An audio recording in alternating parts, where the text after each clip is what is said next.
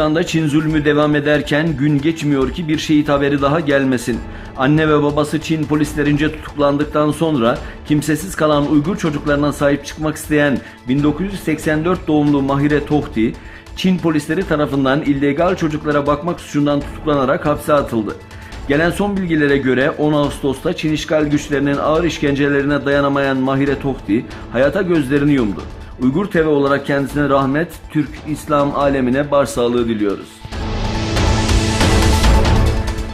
Dünya Uygur Kurultayı Başkanı Dolkun İhsan'ın bir haftadır Avrupa Birliği'nde yürüttüğü Doğu Türkistan'ı tanıtma faaliyeti sona ererken Avrupa Birliği bünyesinde bulunan 5 parti birleşerek Avrupa Komisyonu'na mektup yolladı.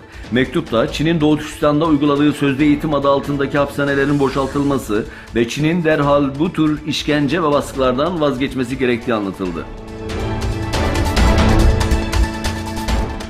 Çin Komünist Partisi'nin Doğu Türkistan'daki soykırımından Kazakistan'a sığınan Kazak Türkleri, Atayurt ofisine gelen uluslararası basın mensuplarına röportaj vererek Çin Komünist Partisi'nin işkence ve katliam merkezi toplama kamplarındaki aile bireylerinin, akrabalarının ve milyonlarca suçsuz mazlum Müslüman Türk'ün serbest bırakılıp toplama kamplarının kapatılmasını talep ettiler.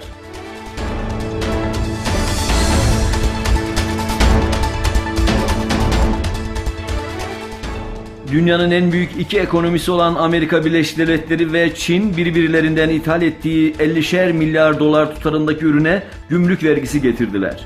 Trump, şimdi Çin'den ithal edilen 200 milyar dolar tutarındaki ürüne daha gümrük vergisi getirmeye hazırlanıyor.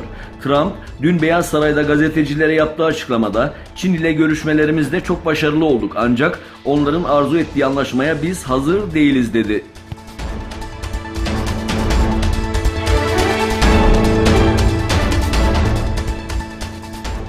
Birleşmiş Milletler Genel Sekreteri Antonio Guterres, Birleşmiş Milletler Genel Kurulu'nda düzenlenen yıllık uluslararası nükleer silahların test edilmesiyle mücadele günü oturumunda bir konuşma yaptı.